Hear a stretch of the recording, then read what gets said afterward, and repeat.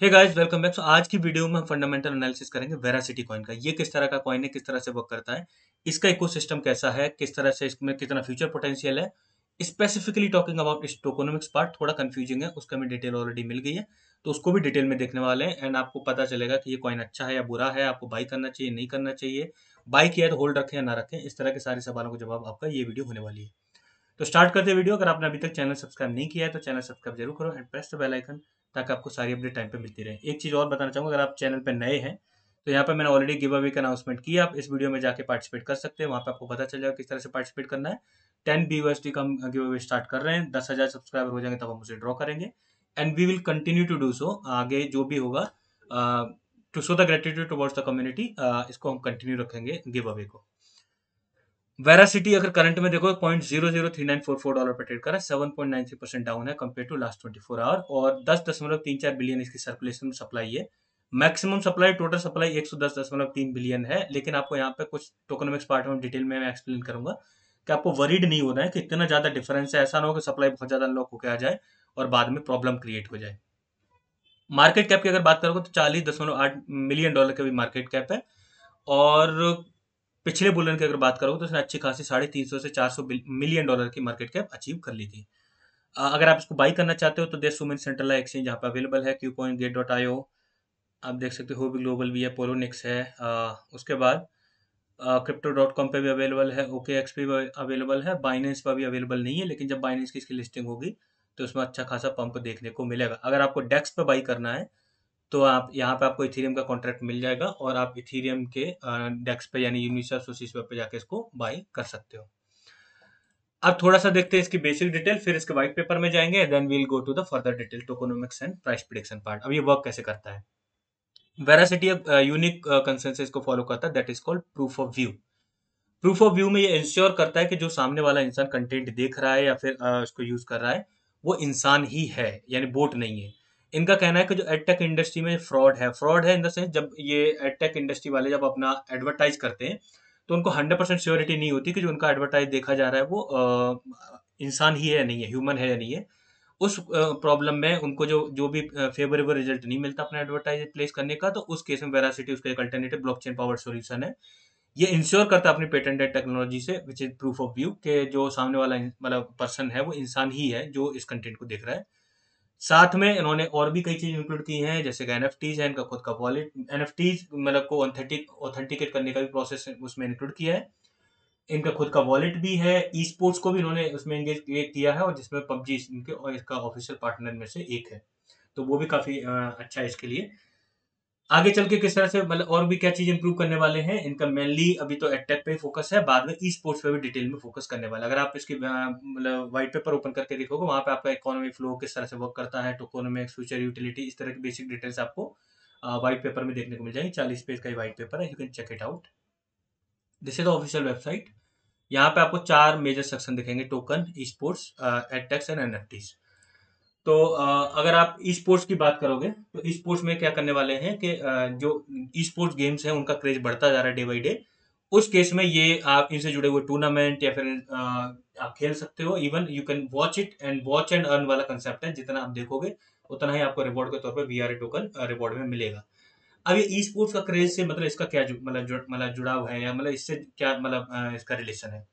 E sports की अगर activity की बात करोगे तो कई एक साइकोलॉजिकल फैक्ट होता है। जैसे फॉर एग्जांपल मुझे पबजी खेलना पसंद है, मुझे पता है पबजी कैसे खेलते हैं, अगर तो ऐसे लोग पबजी की स्ट्रीमिंग भी देखना पसंद करते हैं, जहाँ पे कोई अच्छा प्लेयर है खेल रहा हो। जैसे यूट्यूब पर बहुत सारे गेमर्स हैं जो स्ट्रीम करते हैं ऐसे अपने गेम प्ले को, और लोग उसको देख के एंजॉय भी करते हैं, उनको अच्छा लगता है, मजा आता है। उस केस में क्योंकि वो अपने कंफर्ट जोन में होते हैं, बिस्तर में लेटे होंगे या फिर बैठे होंगे आराम से, एंड उतना अच्छा स्किल भी नहीं है, फिर भी वो उस तरह से खेलने का मजा ले सकते हैं उसको देखने का। तो इस तरह का कंसेप्ट काफी ज्यादा पॉपुलर हुआ है, और इस तरह से कई कई सारे स्ट्रीमिंग गेमर्स हैं वो काफी ज्यादा पॉपुलर भी हुए हैं। स्पेसिफिकली आप देखोगे इंडिया में, तो अगर आप पबजी खेलते हो तो ऐसे कई सारे गेमर्स को जानते भी होंगे जो काफी पॉपुलर हुए। तो सिर्फ पबजी नहीं, फ्री फायर है, डोटा है, उसमें आप मतलब दूसरा एक और कौन सा गेम है, कस गो करके है, I don't know, I haven't played it. तो उस केस में मे बी काउंटर स्ट्राइक होगा। और इसमें उन्होंने कंसेप्ट ये रखा है कि वॉच एंड अर्न वाला, जिसमें आप देखोगे इस कंटेंट को, आप अर्न भी करोगे एंड मेक मतलब वो मेक श्योर करेंगे अपनी उस टेक्नोलॉजी से कि दैट यू आर मतलब ह्यूमन ओनली। तो ये ब्लॉकचेन पावर्ड ये सॉल्यूशन होगा स्पोर्ट्स के लिए इनका। अगर इनके ऑफिशियल मतलब पार्टनर्स में देखोगे तो यहाँ पे आपको पबजी मोबाइल देखने को मिल जाएगा। Next thing is vera wallet. जो वेरासिटी है उससे जुड़े हुए जो भी असेट्स हैं, either it is NFT, gaming assets, जो भी है, मतलब जो वेरासिटी का वीआरए टोकन है, वो सारे आप इस वॉलेट में स्टोर कर सकते हो। वन स्टॉप सोल्यूशन है और इसमें आपको 18.56% का वूपिंग एपीवाई भी प्रोवाइड कर रहे हैं, ताकि आप अगर वहाँ पे अपना जो मतलब वेरासिटी टोकन से उनको होल्ड करोगे तो आपको रिवॉर्ड भी मिलेगा।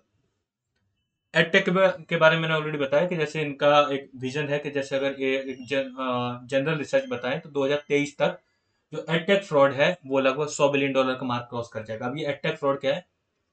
जो एडटेक यानी एडवर्टाइज करने वाली कंपनीज हैं, जब वो एडवर्टाइज करती हैं तो उनको उतना प्रोडक्टिव रिजल्ट नहीं मिलता जितना वो खर्च करते हैं उसके लिए, क्योंकि उन्हें 100% श्योरिटी नहीं होती कि जो उनको जो व्यूज डिलीवर किए जा रहे हैं वो रियल ह्यूमंस ही हैं या फिर बोट वाले व्यूज डिलीवर कर दिए गए। तो इस केस में ये इस प्रॉब्लम को ब्लॉकचेन पावर्ड सॉल्यूशन से सॉल्व कर रहे हैं। एनएफटी भी ऑल्सो इंटीग्रेटेड है इसमें, एनएफटी को ऑथेंटिकेट करने के लिए कि जो पर्सन है वो एक्चुअली उसका ओनर है या नहीं है, क्योंकि अगर एनएफटी में भी काफी ज्यादा फ्रॉड होता है। इसका उदाहरण मैं आपको बता सकता हूँ। आप मेजर जितने भी एनएफटी मार्केट प्लेस है उनको जब देखोगे और कंपेयर करोगे दूसरे एनएफटी मार्केट प्लेस से, जैसे आप एनएफटीवी को कंपेयर करना वजीरेक्स का जो एनएफटी मार्केट प्लेस है उससे, वजीरेक्स पे आपको 80 to 90% फ्रॉड एनएफटी देखने को मिल जाएंगी।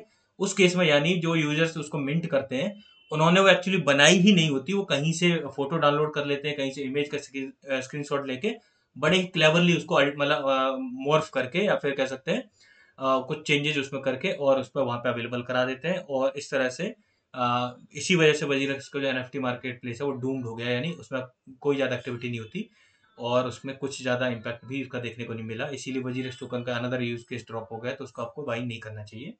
मैं कई पिछली वीडियो में बता चुका हूँ वजीरक्स टोकन डेड हो चुका है, उसको नहीं बाई करना चाहिए। तो ये उसको भी ऑथेंटिकेट करने का उन्होंने इसमें प्रोसेस इंक्लूड किया। रोड मैप अगर आप देखोगे तो Q4 2022 का भी अवेलेबल है।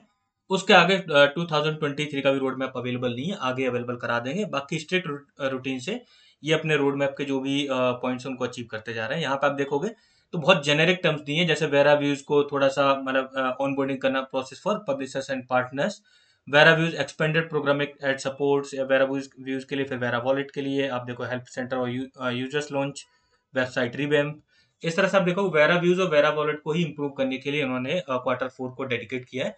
तो मेजर कोई माइलस्टोन नहीं है, बड़ा कुछ नहीं होने वाला, बस जेनेरिक जेनेरिक उसी में थोड़े थोड़े इंप्रूवमेंट होने वाले हैं। तो ये काइंड ऑफ थोड़ा सा ऑर्डिनरी है अगर कंपेयर टू अभी देखें।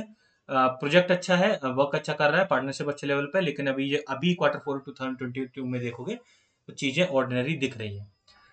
इसका आप अगर एक्सप्लोरर खोलोगे तो वहां पे आपको कुछ चीज नोटिस करने को मिलेंगी, जैसे कि आपको टॉप 8 वॉलेट में काफी ज्यादा सप्लाई देखने को मिल जाएगी। 9% से ज्यादा सप्लाई इनमें, 99% तक लॉक है। एंड उसके बाद जो Qcoin 6 वॉलेट है उसमें 7.4 बिलियन है, यानी 6.7% सप्लाई इसमें लॉक है। इसको उन्होंने एक्सप्लेन किया है, बताया है कि पूरा सीन क्या है और किस तरह से उन्होंने इस तरह से इसको रखा है। टोकनमिक्स पार्ट जब हम डिटेल में देखेंगे तो वहां पे आपको ये भी पता चल जाएगा। ये वैसे डेवलपर से ही जुड़ा हुआ वॉलेट है Qcoin 6 में। ये कोल्ड स्टोरेज वॉलेट है जिसमें उन्होंने अपने जो टोकन है वहां पे स्टोर कर दिए। उन्होंने रीजन उसका ये दिया है कि कई बार होता है कि चीजें मतलब हैक हो जाती हैं या फिर मतलब फ्रॉड हो जाता है, कुछ वैसे मतलब चोरी भी हो जाते हैं कॉइन्स।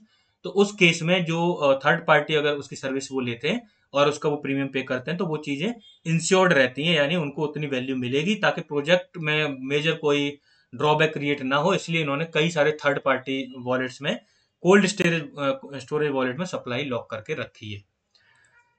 और आप देख भी सकते हो उसमें सर्टेन एक्टिविटी आपको दिख जाएगी। अब टॉप वॉलेट खोलोगे तो उसमें आपको मेजर ट्रांजेक्शन देखने को नहीं मिलेंगी, मिंट मिंट करके लिखा होगा, तो यानी वो यूजर्स के वॉलेट नहीं है, that you can rest assured. Q3 की इन्होंने जो अपनी जो रिपोर्ट पब्लिश की उनमें क्या क्या किया था तो उन्होंने यहाँ पे मेंशन करके बताया है कि वेरासिटी का अप्रूव्ड एआईबी वेंडर, एंड उसके बाद वेरा व्यूज में क्या क्या इंप्रूवमेंट करें हैं वो इन्होंने यहाँ पे लिख के दे दिए, you can see on the screen. तो वेरा व्यूज में काफी इंप्रूवमेंट किए हैं, वेरा व्यूज में आगे भी इंप्रूवमेंट करने वाले हैं Q4 में भी।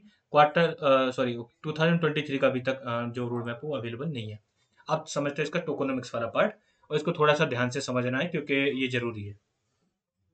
कुछ प्लेटफॉर्म्स पे इसकी maximum supply, total supply updated नहीं है, क्योंकि इनके ऑफिशियल मीडियम पोस्ट में ये इन्होंने मेंशन किया है, तो हम इसको ट्रू मान के चलेंगे जो इन्होंने बताया है कि इनकी मैक्सिमम सप्लाई 110.356 बिलियन ही है, वही उसकी टोटल सप्लाई है। और इसकी जो सर्कुलेटिंग सप्लाई है 10.356 बिलियन सर्कुलेटिंग अभी सप्लाई है। उस केस में इन्होंने दो तरह की एक्टिविटी रखी है। पहले तो रखा है मार्कर, मतलब मार्कर में क्या होगा कि जो सर्टेन सप्लाई मिंट करेंगे 90 बिलियन के आसपास, और वो इन्होंने इंश्योर किया है कि वो जो सप्लाई होगी वो कभी वेरा व्यू से बाहर नहीं जाएगी, एक्सचेंज पर अवेलेबल नहीं होगी, कि जिससे ऐसा ना हो कि लोग ट्रेड करें और मार्केट क्रैश कर दें। यानी वो सप्लाई ऐसा समझ लो कभी भी सर्कुलेशन में नहीं आएगी। उसके बाद जो बचेगी, अब जैसे अब देखो 10 बिलियन है, लेकिन 10 बिलियन और बचती है टोटल सप्लाई का, तो वो पार्ट उन्होंने इंश्योर किया है कि वो जब मिंट करेंगे तो वो रिवॉर्ड के तौर पर, स्टेकिंग रिवॉर्ड या सर्टेन एक्टिविटीज के रिवॉर्ड के तौर पर दिया जाएगा। वो धीरे धीरे करके सर्कुलेशन में आएगी। लेकिन एक चीज उन्होंने मेंशन की है यहाँ पे, आप देख सकते हो टोकन्स की जो डिटेल दोगे यहाँ पे, आप डिटेल में पढ़ोगे तो आपको ये चीज समझने को मिल जाएगी। जो टॉप होल्डर्स हैं, टीम टोकन से स्टेकिंग रिवॉर्ड है, तो उन्होंने बता दिया है। Q-Coin 6 वॉलेट उनका कोल्ड स्टोरेज में स्टोर वॉलेट है। टॉप होल्डर्स जो है उनको भी उन्होंने एक्सप्लेन करके बता दिया। Token held on exchange and third party wallets, उसको यहाँ पे डिटेल में एक्सप्लेन किया, मैंने आपको ऑलरेडी बता दिया।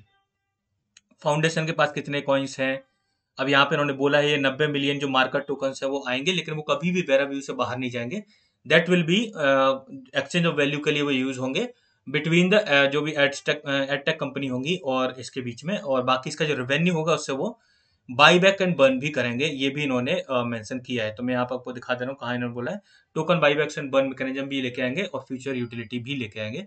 इस केस में क्या होगा कि जो भी इनको रेवेन्यू मिलेगा जो व्यूज से, उसका एक सर्टेन हिस्सा ये बाई बैक और बर्न में लगाएंगे, यानी ओपन मार्केट से बाई करेंगे और कॉइन्स को बर्न कर देंगे। तो यानी स्टेकिंग रिवॉर्ड जितना आएगा उससे ज्यादा, ये उन्होंने बोला है कि उतना हमें रेवेन्यू मिल जाता है और उससे ज्यादा हम बर्न करेंगे। तो टेक्निकली इफ विल सी, तो यानी उन्होंने क्लियरली बोला है इन अवर ओपिनियन ये डिफ्लेशन नेचर में ही रहेगा, यानी सप्लाई घटेगी ही, बढ़ने नहीं देंगे 10.356 बिलियन से, ऐसा इन्होंने यहाँ पे इंश्योर किया है।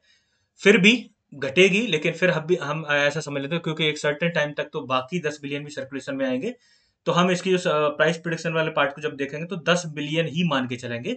उसको जितनी घटेगी उतना आपके लिए एडवांटेज होगा, और ज्यादा प्राइस में इंप्रूवमेंट देखने को मिल जाएगा। तो हम एक बेसिक सिनेरियो कंसीडर करेंगे तो 10 बिलियन ही मान के चलने वाले हैं। अब थोड़ा देखते हैं इसका प्राइस प्रिडिक्शन वाला कितने तक जा सकता है।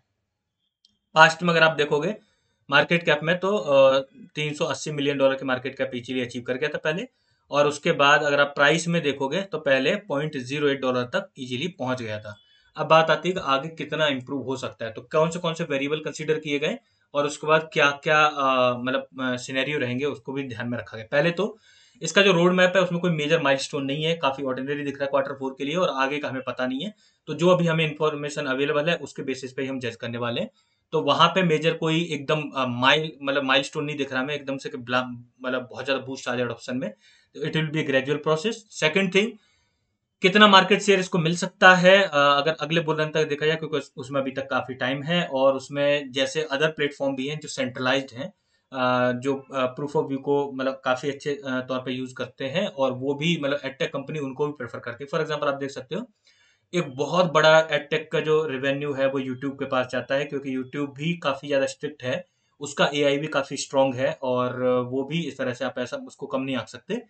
और वो एक सेंट्रलाइज सॉल्यूशन है क्योंकि वो पूरी तरह से गूगल का ही है। दूसरा आप देखोगे बहुत सारे स्ट्रीमिंग प्लेटफॉर्म्स हैं जो अब अपनी एप्स भी लेके आ रहे हैं। अब जैसे फॉर एग्जांपल आप देखोगे नेटफ्लिक्स है, नेटफ्लिक्स भी एड प्लेस करता है, और कई केसेस में आप देखोगे जैसे कि बहुत सारे प्लेटफॉर्म्स हैं, यानी जो टीवी शोज हैं उनके अपने एप्लीकेशंस आ गए, चैनल्स के एप्लीकेशंस आ गए, और वहां भी वो एड प्लेस करते हैं और वहां से वो रेवेन्यू उठाते हैं। तो इन सब की भी मार्केट है, अलॉन्ग विद दैट इनकी भी मार्केट है, लेकिन जो इनका ई स्पोर्ट्स वाला जो फीचर है वो इनको डेफिनेटली अच्छा खासा बूस्ट देगा। तो ये नियर अबाउट आप ऐसा समझ लो अगले बुल रन तक $1.5 से $2 बिलियन की मार्केट का मिनिमम अचीव कर लेंगे, और उससे ज्यादा भी फिजिबल नहीं दिख रहा है, because it will be a very slow process जो ग्रेजुअली ग्रो करेंगे। अगर $1.5 से $2 बिलियन की मार्केट कैप अचीव कर पाते हैं, और इसके अभी जो करंट में सर्कुलेटिंग सप्लाई हम 10 बिलियन ही मान के चलते हैं, बेशक डिफरेंशियल नेचर में रहेगी, तो आप ऐसा समझ लो यहाँ से 37x to 50x करने की कैपेसिटी है इसमें। फंडामेंटली स्ट्रॉन्ग है, बस टोकोनॉमिक्स पार्ट में थोड़ा कंफ्यूजन है, लेकिन उन्होंने इंश्योर किया है कि वो 90 बिलियन जो मिंट करेंगे वो कभी भी सर्कुलेशन में नहीं आएंगे। अनदर माइलस्टोन इसके लिए हो सकता है क्योंकि फंडामेंटली स्ट्रॉन्ग है, तो डेफिनेटली ये कॉइन सूनर और लेटर बाइनेंस पे लिस्ट होने के इसमें पूरे चांसेस हैं। जब ऐसा कुछ होगा या कॉइन बेस पे लिस्ट होगा बड़े एक्सचेंज पे, यानी Tier 1 एक्सचेंज पे आएगा, तो इसके प्राइस में और भी अच्छा खासा बूस्ट देखने को मिलेगा। तो ये सिनेरियो भी उसमें कंसीडर करके चल रहे हैं कि अगले बुल रन तक इसको मेजर एक्सचेंज लिस्टिंग भी मिल जाएगी, जिससे इसको और भी ज्यादा फायदा होने वाला है। I hope so I have answer all the questions. So that's all for today. I hope you like the video. Video check the video को लाइक जरूर करें and make sure subscribe the channel. Thank you guys.